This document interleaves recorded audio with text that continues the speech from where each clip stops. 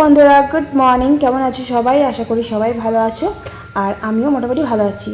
আর আজকে কি বলো তো, পুজো হচ্ছে। আজকে পুজো তোমার গঙ্গা পুজো। আজকে আমাদের বাড়িতে ওই যে মনসা গাছ পোতা হলো, এবার থেকে এই মাছটা পুজো হবে। ওই যে পঞ্চমীর পুজো বলে না, ওই পঞ্চমীর পুজো শুরু হবে। প্রথম পঞ্চমী না, আজকে গঙ্গা পুজো আজ থেকে শুরু হয় আর কি। তো খুব সকাল সকাল আমাদের বাড়িতে ঠাকুরমশাই চলে আসে। আমাদের এখানে কিন্তু খুব সকালে, মানে 6টা 6:30 এরকম সময় ঠাকুরমশাই পুজো করতে আসে। তো মা সেই ভোরবেলা ঘুম থেকে উঠে কাজ সেরে চান টান করে পুজোর জোগাড় করে ফেলে। আর আমিও 6টার সময় ঘুম থেকে উঠেছি। উঠে বাসন ছিল, বাসনগুলো ধুয়েছি, তারপর ঘর দোর ঝাঁট দিয়ে এই যে মুছছি। আর গুবলু সোনা ঘুমোচ্ছিল। তো পিসিমণি হয়েছে ঠাকুরমশাই পুজো করতে এসেছে বলে ওকে নিয়ে গেল তুলিয়ে, কারণ ঠাকুরমশাই পুজো করছে, ও দেখবে। দেখেনি, কোনোদিন দেখেনি বলতে দেখেছে, আগের বার তো ছোট ছিল। এসব কি বলো তো, বাচ্চারা দেখতে ভালোবাসে তো পুজো টুজো, তাই ওর পিসিমণি নিয়ে গেল। তো তারপরে আমি এই যে দেখো কাজ পুরো সেরে নিয়ে মুখটা ধুয়ে আমি একদম বাসি কাপড়টা বদলে নিলাম। আর আজকে বাড়িতে জানো কাচাকুচিও করতে নেই, আর রান্নাবান্নাও করতে নেই। ভাবা যায় বলো তো, আমাদের মানে বাড়িতে কত রকমের রান্না হয় বেলা 1টা অবধি। তো আজকে আবার রান্না করতে নেই। তা রান্না না করলে আমাদের বাড়িতে কি খাবে সবাই, তাই রান্না কিন্তু হবেই। তো যাই হোক, তারপরে জামা কাপড়টা মেললাম, দিয়ে ছোটো সোনা দুধটা নিচ থেকে নিয়ে এসে দুধটা ফুটিয়ে নিলাম। ওকে আবার নিয়ে এলাম খাওয়াবো বলে। হ্যালো মাসি, এসো আমাদের বাড়ি। আগে বলো, ওখানে বলো, ওখানে বলো, আমি বলো না, আগে বলো। হ্যালো মাসি, বেশি না, বলো মাসিরা। হ্যালো মাসিমণি, মাসিমণিরা এসো আমার বাড়ি, আদর করে যাও।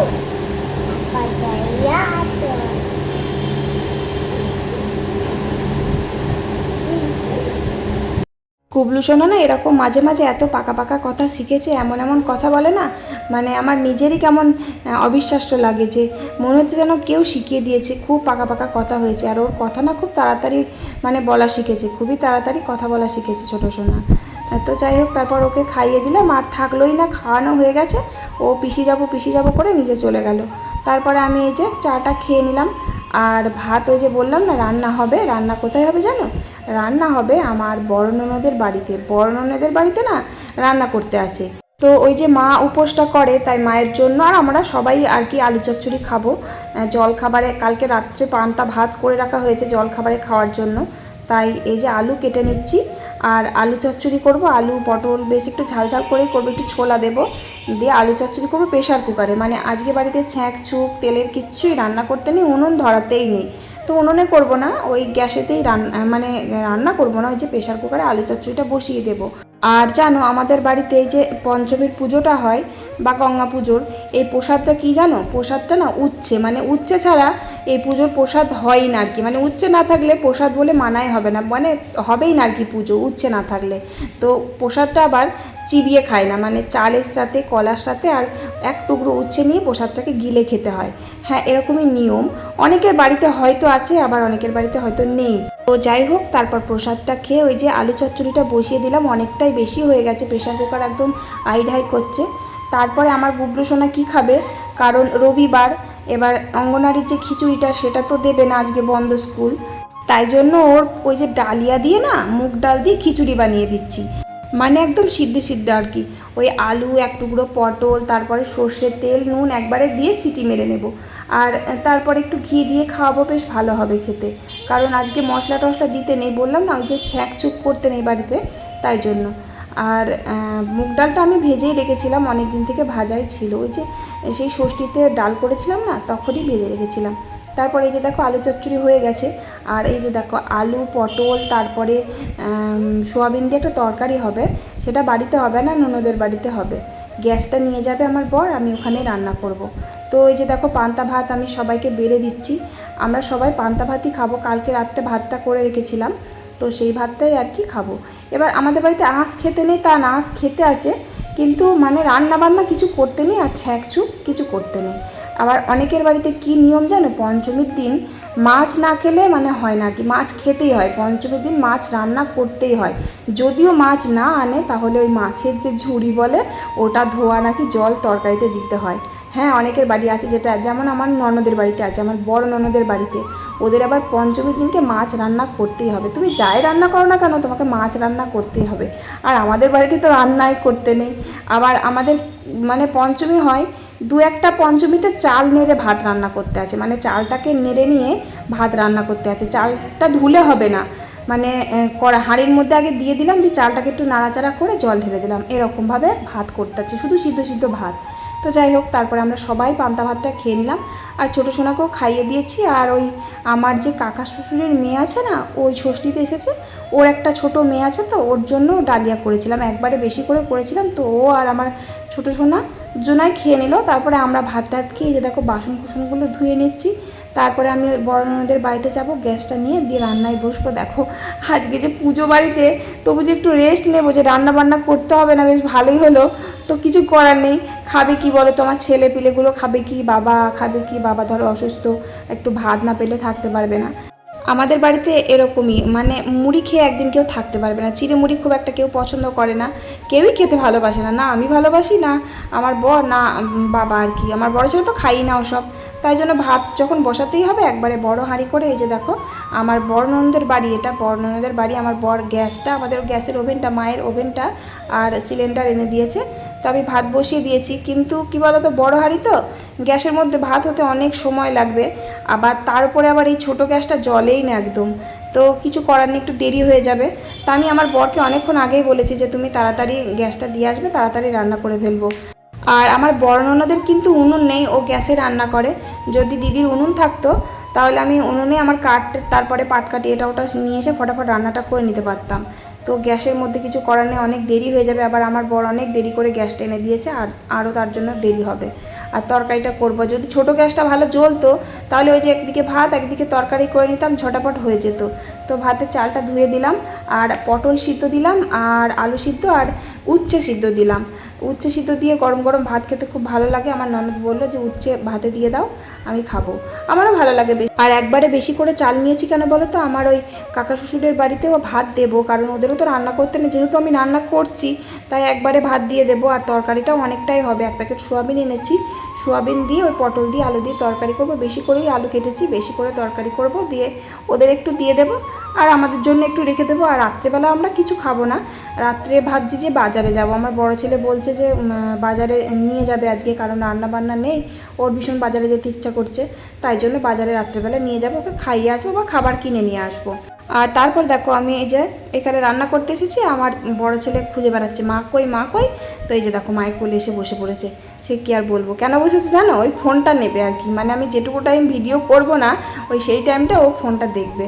কি বলো দেখিনি, কি জ্বালা। তো কোলে এসে বুঝেছে যে ফোনটা আমাকে দাও। তো এই যে দেখো সোয়াবিনটা আমি কড়াই ভিজাতে দিয়েছি, ছোটো গ্যাসটাই, মানে যা জ্বলছে যা একটু গরম হচ্ছে হোক, ওতেতেই আমার কাজ হয়ে যাবে। তারপরে ভাবছি ভাতটা যেই ফুটে যাবে না তখন ছোটো গ্যাসটা দিয়ে দেবো, দিয়ে ওই বড় গ্যাসটাতে তরকারি করে নেবো। দেখো ওই যে দেখো আমার বড় ননদের ছোটো মেয়ে, ওকে বাধ্য হয়ে ওর টুলটা ওকে দিল আর কি, আমার দাদা ভাইকে দিল। তো ওখানে বসে আছে, আমার পাশেই বসে আছে, ও বসে বসে রান্না দেখছে, আর আমি যখন ভিডিও করছি না তখন ও ফোনটা নিচ্ছে। তো ওর ভালো লাগছে না, স্কুল ছুটি তো, একদিন বাড়িতে থাকলে ওই কীর্তি করে। আর এই যে দেখো সোয়াবিনটা সেদ্ধও হয়ে গেছে, টিপটিপ করে, গ্যাসটা জ্বললে কী হবে, বেশ সোয়াবিনটা টিপটিপ করে সিদ্ধ হয়ে গেছে। তো তারপর নামিয়ে আমি ভাবছি যা হয় পটলটা ভেজে নিই। তো ভাতটা তো ফুটেই গেছে, আমাদের ওই বড় গ্যাসটা বেশ ভালো জ্বলে, তাই ভাতটা তাড়াতাড়ি ফুটে গেছে। তাই হাঁড়িটা আর কি এই ছোটো গ্যাসটাতে দিয়ে দিলাম, আর বড় গ্যাসটাতে তরকারি করে নিচ্ছি, কারণ ছেলেপিলে সব খিদে পেয়ে যাচ্ছে, অনেক বেলা হয়ে যাচ্ছে, প্রায় 12:30 বেজে গেছে। আবার আমি চান করব, বাসনগুলো ধোয়া মাজা করব, মা উপোস করেছে তো, তাই আমি বাসনগুলো সব ধুয়ে নেব। তো ভাতটা এখনও দেরি আছে, পুরনো চাল ভাত হতে অনেক দেরি হয়। তো দেখো পটলটা ভাজলে তেলটা কেমন কালো হয়ে যায়, দেখো মানে যে কোনো পটল ভাজলেই তেল এরকম কালো পেতনি হয়ে যায়। আর আমাদের বাড়িতে প্রত্যেক পঞ্চমীতেই, মানে যেটাতে ভাত রান্না করতে নেই সেটাতে রান্না হয়, মানে বাড়িতে না হোক কিন্তু কোনো না কোনো জায়গা থেকে জেঠু হোক রান্না করে এনে দেয়। যদি আমিও না করি, যে আমি বলি যে আমি করতে পারবো না ভাত, পঞ্চমীর দিনও ভাত রান্না করতে আমার ভালো লাগে না, কারণ ধরো একদিন অন্তত ছুটি পাই রান্নার, যে একটু বসে থাকবো তা আর হয় না, সেই রান্না করতেই হয়, খুব বিরক্ত লাগে। তো তার জন্য জেঠু আবার ভাত করে নিয়ে আসে, স্টোভ নিয়ে যায়, দিয়ে ওই পুকুর পাড় থেকে ভাত রান্না করে নিয়ে আসে, কারণ ভাত ছাড়া থাকতে পারে না গো, কি বলবো। তো তারপরে যে দেখো এটা কে বলো তো, এটা হচ্ছে আমার বড় ননদের বড় মেয়ে। ও এত ভালো ক্রাফটের কাজ করতে পারে সে বলার মতো না। তো আমি এখন রান্না করছি তাই তাড়াহুড়ো আছে, ওর ঘরে এত জিনিস আছে, এত সুন্দর সুন্দর জিনিস বানাতে পারে না, ফটো ফ্রেম বানাতে পারে, মানে আরও অনেক কিছু জিনিস যা আমার মানে নাম মনে নেই, খুব দারুণ দারুণ জিনিস করে ঘর সাজিয়ে ফেলেছে, এত সুন্দর। ওই যে ওটা বানাচ্ছে, ওটা ওয়াল পেন্টিং বানাচ্ছে, তো ওটা নিজেই সব কিছু নিজে নিজে মানে মন থেকে করে, এত সুন্দর বানায়। তো খুব ট্যালেন্টেড আর কি, পড়াশোনাতেও খুব ভালো জানো, মানে এত ভালো নাম্বার তোলে, বলতে হয় না পড়াশোনার জন্য যেই পড়তে বস, ওকে ওর মাকে ওর জন্য চেঁচামেচি করতে হয় না, ঠিক টাইমে পড়তে বসে, আবার মানে একটা হাতের কাজ করে, খুব ভালো, প্রচুর গুণ আছে ওর মধ্যে। আর আমার ছেলে পেলে যা বদমাইশে কি বলবো যে একটু পর পর করে বলতে বলতে পাগল হয়ে যায়, পড়তে কখন বসবি, পড়তে কখন বসবি, সব সময় সেই সুযোগ পেলেই হলো ফোন নিয়ে বসে পড়বে। আর কার কার বাড়িতে পঞ্চমী আছে বা পঞ্চমীতে মাছ রান্না করতে হয়, আবার মাছ রান্না করতে নেই, রান্নাই করতে নেই, একদম খুন্তি নাড়তে নেই। আবার অনেকের বাড়িতে জানো তো লুচি ভাজতে আছে অথচ ভাত রান্না করতে নেই। আমাদের পাড়াতেই আছে একটা পিসি হয়, ওদের বাড়িতে লুচি টুচি সব কিছুই করতে আছে কিন্তু ভাতটা রান্না করতে নেই। এক একটা বাড়িতে এক একটা নিয়ম। তো তোমরা কিন্তু অবশ্যই কমেন্ট করে জানিও যে তোমাদের বাড়িতে মাছ রান্না করতে আছে নাকি নেই, নাকি একদম উনুনই জ্বালতে নেই, অবশ্যই কমেন্ট করে জানিও কিন্তু। তো তারপর ভাতটা তো হয়ে গেছে, ভাতটা ফ্যান ঝরিয়ে আমি ঝটাপট ভাতটা নিয়ে এসে ছেলেটাকে খাওয়ালাম, কারণ একটা প্রায় বেজে গেছে। আর ও আলু সিদ্ধ ঘি দিয়ে ভাত খেতে ভালোবাসে, তরকারি তো খাবে না কারণ ঝাল দেওয়া আছে। তো তারপরে যে দেখো তরকারিটা হয়ে গেছে। তো যাই হোক, এবার আর বেলা হয়ে গেলে আমার আর চিন্তা নেই, কারণ আমার যে একটা চিন্তা হচ্ছিল যে ছেলেটা কখন খাবে, দেরি হয়ে যাচ্ছে, তো সেই চিন্তাটা মুক্ত হলো। তো তারপরে এই যে তরকারিটা একদম হয়ে গেছে, তো আমি নিয়ে চলে এলাম সোজা বাড়িতে, আর আমার বর গ্যাস ট্যাসগুলো সব নিয়ে এলো হাতে পাতে।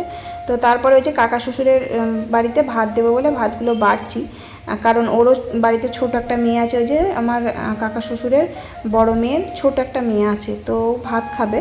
তো তরকারি ভাত একবারে ওদের বাড়িতে গামলায় করে তুলে আমি দিয়ে এলাম, কারণ দেরি হয়ে গেছে, প্রচুর বেলা হয়ে গেছে, 1:30-2 বাজে। আর আমার না ওই যে জলখাবারে না ওই পান্তা ভাত করা না খেতে পারিনি, তো প্রচণ্ড পরিমাণে খিদে পেয়ে গেছে, দিয়ে আমার হাত পা কাঁপছে। ওই যে তোমাদের বলেছিলাম না যে আমার মানে খিদে যদি পাই কেমন হাঁটুটা কাঁপে, পা হাত পা যেন কেমন কাঁপে, মানুষের খিদে পেলে মাথা ঘোরে এরকম হয়, আমার আবার হাঁটু কাঁপে, পা কাঁপে খিদে পেলে। তো যাই হোক, মা বললো যে তোমাকে চান করতে হবে না, তুমি 2টো ভাত খেয়ে নাও।